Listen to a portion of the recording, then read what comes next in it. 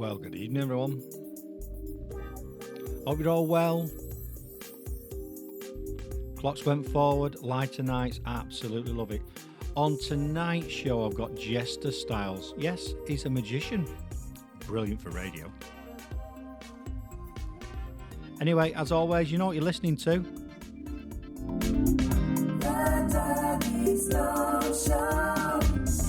Yeah, interesting guests, interesting chats, as always.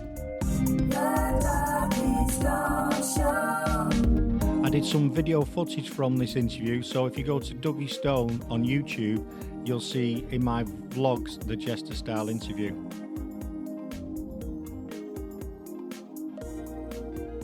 Anyway, sit back, relax, and enjoy the show. Oh, don't forget, Friday night, it's me, the New Country Show, 7 till 8, Radio Warwickshire. Oh, yeah. And just a quick one before we get on with the show. On Thursday this week, I'm at Edgbaston, and I'm going to be doing some live videos from there with the keynote speakers, with the people that are visiting and exhibiting. So check out my Facebook page. You'll see that coming through. And if you're in Edgbaston, come and say hello, and I'll get you on the show.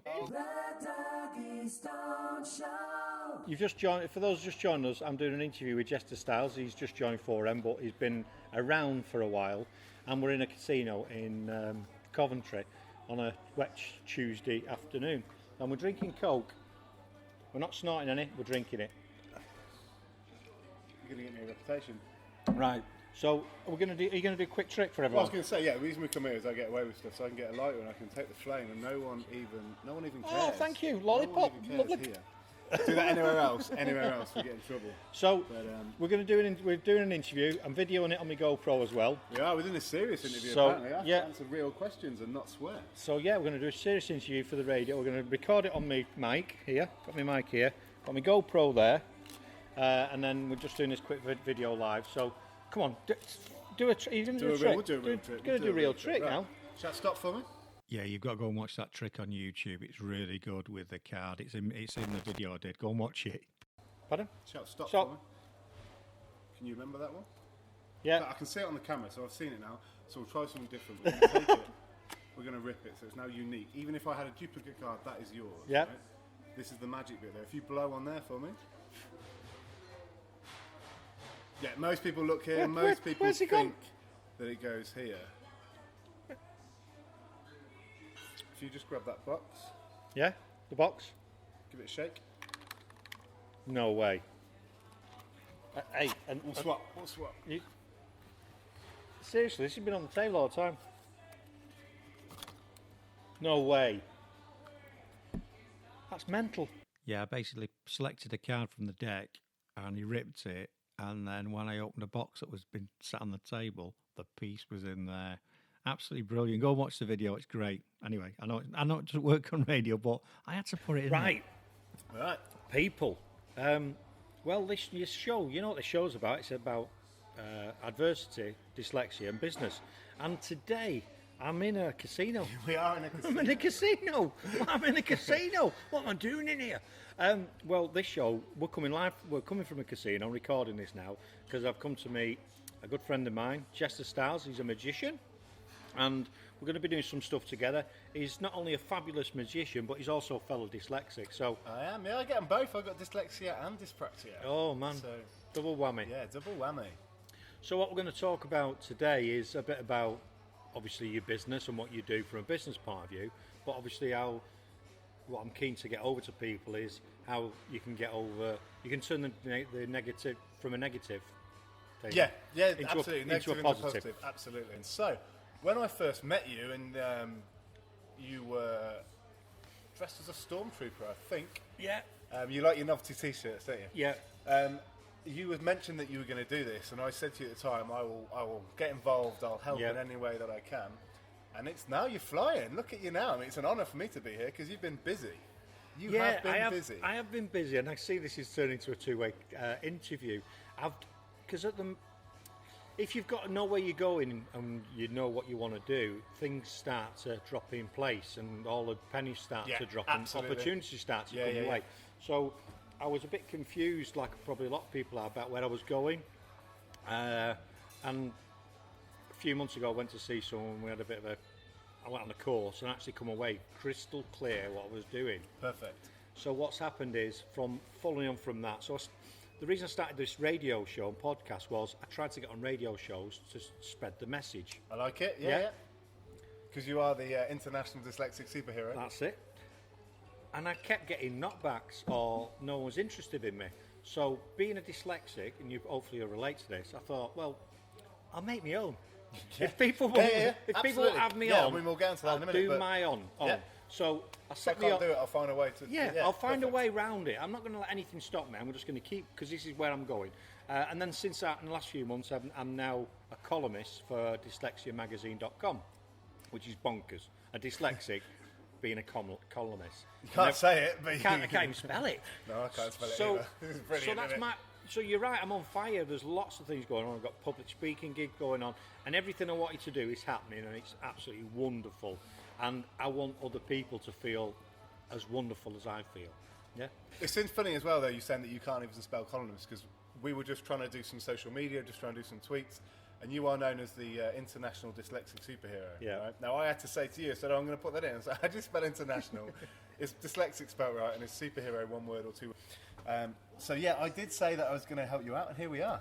Yeah. So we're celebrating your success by going to a casino. Yeah, cool. And, but no, it is funny, like you said, about how no one gave you a chance or no one showed you a way, so you made one. Yeah. Because to get back on the track that you wanted to be on, I had to do that with magic. Right. I really had to do that with magic. So I don't want to say that I'm self-made, because I have a fantastic support team. Yeah. So, okay, maybe I'm self-made, but I'm friend-guided. But when you try and get into magic, it's all about old books, and these books are old, and they're written in a very old-fashioned way that they don't read properly now, and anyone would struggle to read them. So for me, I was like, not only are these words moving, not only are these punctuation doesn't make sense, these words are words I've never even heard before. Yes, it's a bit like reading Hogwarts or something, like Harry Potter type thing. You know when you read Shakespeare? Oh yeah. You know when you read Shakespeare, and he's comparing a large lady to being a sail, and once you've got your head around that, once you've got a teacher with you, you're like, oh, this makes perfect sense. Right. But when you haven't got that teacher, you're like, why am I talking about this? And then there's hand-drawn pictures, and these are really old, really old, hand-drawn pictures that make no sense, and my dyspraxia comes in there, and I'm like, right, so that's my right hand. Oh my goodness. So hand-eye coordination had gone. So I did exactly what you said. I broke it down. I made it into my own material. I'd watch what people were doing and think, right, I don't know how you've done that. I'm going to have to sit at home and work. But yeah, I didn't learn any. I didn't know any magic until I was 28. Well, that's so. I expected you to have been everybody quite does. young, And this is a bit of an exclusive, because I don't tell this to people, because people think that you've learned it since a child. I never did any of that. I didn't know any magic until I was 28. Wow. So at school where you're told, and I'll never ever forget this, and if I was ever doing a foresight, it will be in that. I remember a teacher in the morning assembly. And I remember her standing there, and she said, "You're all going to be good at. There's always going to be something you're good at. Yep. There's going to be something that you're good at, that you're passionate about." And I remember thinking, "Oh, right, okay." And then I watched all my friends discover things that they were good at, or what they wanted to do. My friends wanted to be doctors. They wanted to be the police. They wanted to join the army. Yeah. They wanted to be businessmen. They wanted to be graphic designers, and they went off to uni and they did it. I never had anything. I never had anything like that. And when you're out working, I was working my way up in businesses, in retail, in customer service. I was getting manager roles, but I hated it. Yeah. I hated the 9 to 5. And it's a horrible thing to be told that one day you're going to find something to be good at, but you be the one that hasn't got it. When you're 27 years old, and I'm thinking, well, there's nothing I'm good at. I'm not saying, oh, look at me, give me attention. Yeah. There was just nothing that I was good at. I was mediocre at a few things. The only thing that I was good at was customer service. I could make people happy. I could make people smile. Right. And the way the world works, that's always the lowest paid job. Yeah. I worked in a toy shop in town, and I loved it. I absolutely loved it. I was there for 5 years. From the time I was 19 to 24. And I remember watching all my friends in that time go from bandwidth to pay width to pay width to pay width to getting to moving out of home, to getting their own house, to get a shared house, then get their own house, then get a mortgage. And I was still earning £7.50 an hour. I'm thinking, this has got to change. So I tried to work my way up again, going to jobs that I hated. Yeah. And I just used to presume that I was never going to be naturally good at anything. There was never anything I was going to enjoy. And this had a horrible effect. Looking back now, I wouldn't have known at the time how depressed or how down that I was, or insular that I was. Because I was still very popular and I was still going out a lot. I still had a lot of friends, but I was always slightly off. I always watched them thinking, they've got everything, they're really happy, which you do anyway. Yeah. But honestly, it was, looking back, it was horrible.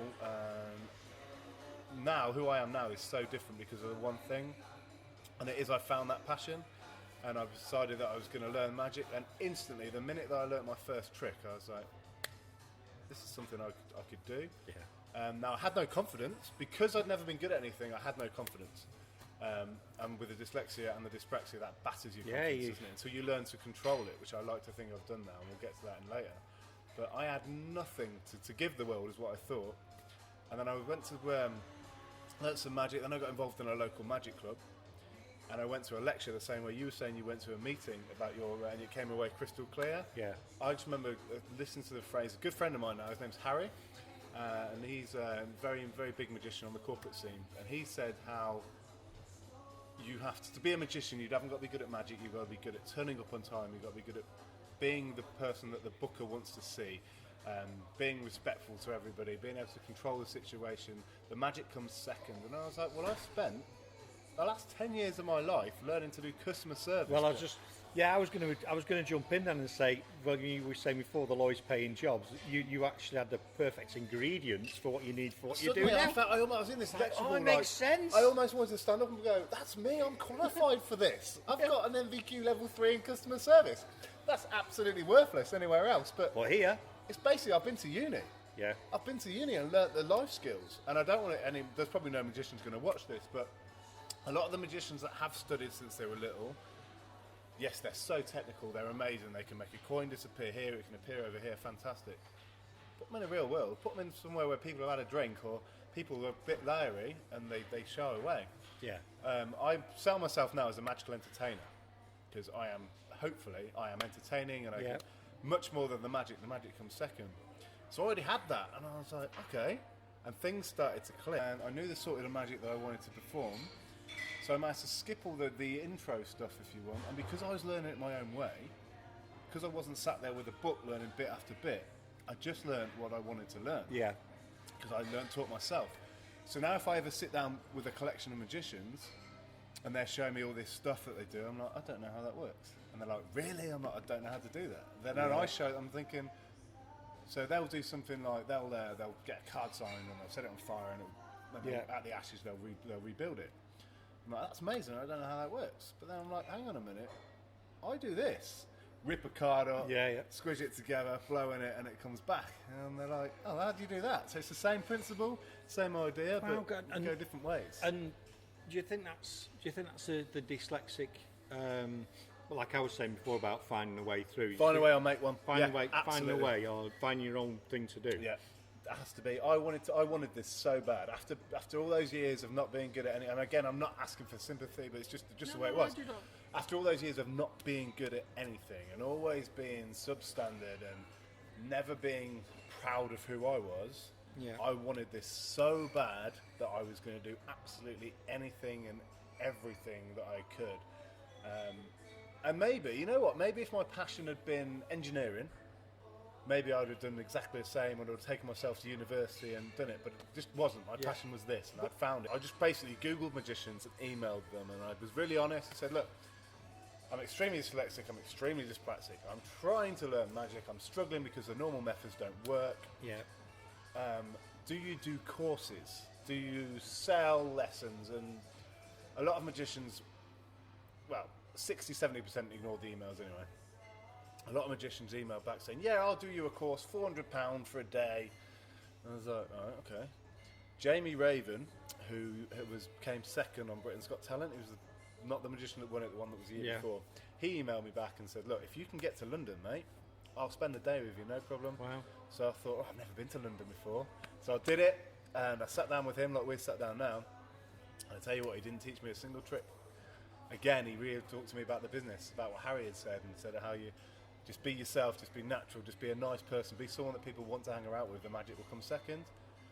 So that just cemented what I wanted to do, and that was it. Then I was off and running. Yeah, and that propels you then to find your own way and your own way of doing it, 100%. rather than if he showed you 2 or 3 tricks, you might not have gone past those 2 or 3 tricks. 100%. He just made me think, I'm the right person. This is going to be mine. And then when I started learning tricks, like now I come across as quite confident, and it's great when you've got a persona. When I've got Jester Styles, I can hide behind that persona.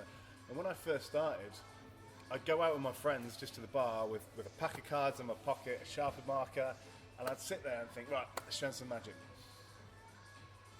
Okay, let's really show him some magic. It's like, when you're trying to get out of the shower, when you're like, right, I'm going to get the shower now. I'm going to get out of the shower now, but you never do. It's that. I was like, so I'd go home and think, I haven't shown anyone any magic. But I was just so nervous and had no confidence, but I so wanted to do it that I ended up getting my logo designed and then creating. My sister was studying photography at the time, so we got some photos done, like a photo shoot. Then I made my Facebook business page, as if I was already out there performing. I just put it up there saying, I wasn't asking for people's money. I was just saying, look, I'm a magician. And what that meant was, when I met people, they were like, show us a trick. And once they've asked, I can't say no. So I'd bumble through my first trick, and then that was it. Once you got one, you just fires off. It's confidence for everything you do, and at first it's a bit like some of the things I do with my videos and my Facebook pounce interviews and all the rest of it. Even that we did a Facebook Live before. When I first did one of them, it was like, ooh. But once you start doing them and do them and sort of back yourself into the corner to do them, then they become easier, don't they? Yeah. You just have to realise that they're going to go wrong. The minute you put live in, it's going to go wrong. It's also, you realise that if I mess up a trick, people always say this to me, what happens if it goes wrong? Well, my best friend in the world is a bomb disposal expert. If he has a bad day at the office, people die. If I fail to find your card, or accident, or can't finish the trick, we just laugh. We just laugh and move on. Yeah, or you can. I presume you've got ways of saying it. Oh, well, I meant to do that, and you do something else and turn it into something else. Especially with the close-up. Because the close-up stuff that's mine, and I own it, if that makes sense. Yeah. I know it so well that if I mess up, you'd never know. I'd just keep going. Or if I really mess up, then I'll just say, you know what, I've messed it up, let's try something again. Yeah. When you're on stage, though, there is nowhere to hide. Good, they're good at it, aren't they? People are going to have to get over it, ain't you? Just move on to the and like you say, no one's died, have they? No, exactly. No one's died. And actually, you could laugh it off and go, oh, well, you know what I mean? Yeah. So it's how you deal with it. And how you deal with those, so you go away from that problem, evaluate that problem, go, what happened, why did it go wrong, and what can I do next time to make it so it doesn't go wrong, and just critique it, really. And again, I think that comes back to the fact that once you've gone through your entire school life being told that you're stupid, this comes back to the dyslexia thing. Once you've been told that you're stupid, or you've been led to believe that you're not very smart, everything else just washes off your back, doesn't it? Yeah. I mean, am I right in thinking that you realised you were dyslexic later on in life, a lot later? 44. I was at a senior role in a global business. So you'd already smashed your way through. Yeah. And then it was like... I found something I was really good at, and what I was really good at was... See, I was a manager or a lead, you know what I mean? But I didn't like a manager, general manager, whatever. But that's not what I did. I didn't do the management thing. Do you know what I mean? Yeah. Instead, I inspired people, found out what they were good at, give them confidence and let them do it. So I wasn't the normal, typical manager. So you managed to get through your whole adult life. I'm not saying you're about to die. Yeah. But your early adult life, you managed to get through being dyslexic and not realising it. Yeah. So, because I'm slightly younger than you, and school had obviously changed a little bit since I was there and you were there. So I got picked up quite early, but was still, in primary school, I was still made to think that I was naughty, that I was stupid, that I didn't understand. The negative effect of that is once you're told you don't understand, that you're not going to get it and you're stupid, you stop. Yeah. I remember sitting there thinking, well, I'm never going to be able to do that, so I'm not going to bother. And that's exactly what I'm trying to achieve with this, because dyslexia and dyspraxia, all those, on the spectrum, are called learning difficulties, and they're also called disabilities. They're both negative. they're both negative things. So if you're right, if you tell someone you're stupid, you think you're not going to be able to do this, or you're not the same as everybody else, you're different. Then you think, why should I bother? Yeah. Yeah. So my concept is, no, you're different doesn't mean you're stupid. One of the brilliant advantages of me being, I was going to say local celebrity then, that's a bit big. Oh yeah, you do. But one of the great advantages I have now with my job role and my persona is I get to go into schools and do confidence boosting. I work with a fantastic company called PetXI, and they work up and down the country, going to schools doing confidence boosting and doing key subjects. So I'll go in with a maths teacher or an English teacher, and they'll teach them the subject, but I'll make it fun, and also I'll get their confidence up and make it worthwhile. Make them understand that it's worthwhile, and of course do some magic, and they'll be like, okay, this guy's pretty cool, right, let's do a bit of maths for him. And I can see how it's different now different now than it was, but it's still a stigma, it's still a thing. And the coping mechanisms are different now, and they teach things differently, but it's still seen as a negative. Yeah, because if you come from an academic background, as more teachers have come from an academic background in universities and all the rest of it, they know they can learn, and they can't comprehend what you're going through. And what I think people don't realise, it's almost when they're in school trying to shoehorn these kids into learning to read. Definitely, yeah. Would they do the same with a kid that was blind and say, "Go on, really focus," and you'd be able to see the stuff on the... or if he was deaf or they couldn't walk, would they, come on, try a bit hard, you'd be able to get out of that chair. If you try a bit hard, you'd be able to run that 100 metres. It's bonkers, isn't it? It's a bonkers. The first primary school that I went to, I got moved primary schools halfway through. And I remember doing the reading, and you took your book to the teacher or the TA and you read. Yeah. And I remember my mum was a teacher. She was a very, very high key stage reception, key stage 1, key stage 2 leader throughout Coventry. She was very well known, very well respected. And she'd be like, "Are they not reading with you today?" And I don't remember these conversations, but it turns out that because I was difficult to read with, I just never got to read. Right, yeah. They were like, let's give up on him. Everyone else was reading like once every 2 days, and I was reading once a week. Yeah. There was other problems there, and then because you grow up like that, you start to think that you're naughty, you start to think you're trouble. So I messed around. I was a nightmare. My first primary school was a nightmare because I didn't know what else to do. Yeah. And then they transferred me, they moved me. I think my mum pulled me. I think that's how mum and dad pulled me out. And I went to a different school where it was treated a lot differently, and suddenly I was able to read books or at least have a good go, and that made a massive difference. I hate to think who I would have been if I'd have stayed in that first school. Yeah, what tends to happen is dyslexic kids or people on the spectrum tend to go a couple of ways. Either they become the class clown, fool around, that was look at me, yeah. I'm a bit like that, funnily enough. Or they can go around the other route where they go down the wrong route and they can become violent, frustrated. Yeah, I was a bit. And then I think I was violent and frustrated when I was younger, a lot younger. But then secondary school, I was like, I don't want to be a thug. Basically, I was like, I don't want to be a thug. Well, that's what people do. Yeah, that's so why I just flipped it. Then I put this Jester Styles. The Jester Styles persona has been with me since I was 13, 14, way before there was any magic, and that was exactly it. I wanted to be like, they're going to laugh at me because I can't read or write. They may as well laugh at me because I'm funny, and that's exactly how I spun it. And of course, that got me in a lot of trouble, but I was also quite charming with it, and it got me to a lot of good situations. But then I think I was hiding behind that persona a lot more as a young adult, a lot more. And then again, finding the magic gave me something to balance it out. And right now, I'm pretty damn happy with who I am, but that's taken 33 years. I know, I am on 51, and since 44, I'm a lot happier, but over the 44 to where I am now, my life is completely transformed. The way I feel about myself, the way I view the world and what I'm about has totally changed. Yeah, I see people going through it now, and I just want to kind of grab them and be like, you know what, you're going to be amazing. Especially when I go into these schools, I just want to grab people and be like, life gets better, you are going to be amazing. That school's changed, though. You actually have to pass exams to leave now. It was one of the lads I was working with, I'll never forget it. He was the kids at 50 leaving school. Yeah, well, this lad that I was working with, he had the ability to look at anything and know how it worked, and he would read manuals, and he would buy off eBay with his pocket money, old manuals for old cars, for TVs, Wow. for videos, anything that had wires and stuff he was interested in. No interest in actual maths and no interest in English. So the school had him down as being a challenge, difficult to work with, an academic, but anything he could fix. He says he wants to build robots he wanted to build robots to police the streets like RoboCop. I was like, What was that back when he was at school? Yeah, this is now. He's still now? at school now. He's going to be. Yeah, well, exactly. It's So- coming, Terminator. Yeah, well, Skynet. It's doing it. Skynet. But yeah, in the it's Sky like, Dome, dude, you so could be it's like- Skynet. I was like, mate, I know I can get you through this English course. We've got a teacher with us who's going to sit with us and do it. Just play the game. We'll do some magic. You can teach me about robots. We'll do some English. And he ended up getting his mark up, and we got him. Well, that's a really good thing that you're doing there. Really good. Yeah, I'm trying.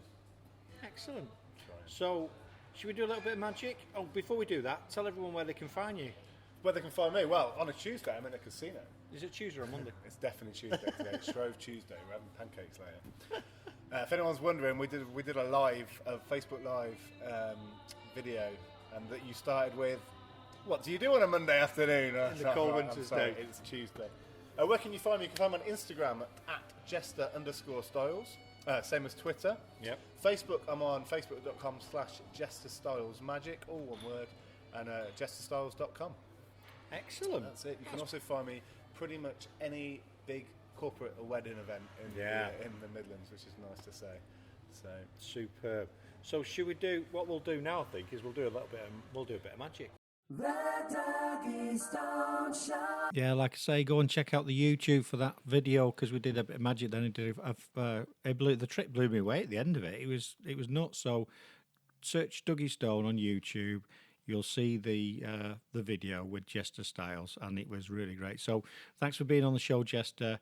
Really appreciated your time. Had a phenomenal morning, and we must do it again soon, mate. And good luck with what you're doing with your business and with the kids that you're working with. I think it's a really great thing you're doing. You're paying it forward. You're helping people out, and that's testament to you, mate, about what you're about. So thanks a lot, Jester. Go and check him out, people. If you've got an event, why not think about getting a magician in? And Jester's quite a good one. I know a couple of magicians, and Jester's really good. So great guy. Thanks a lot, mate.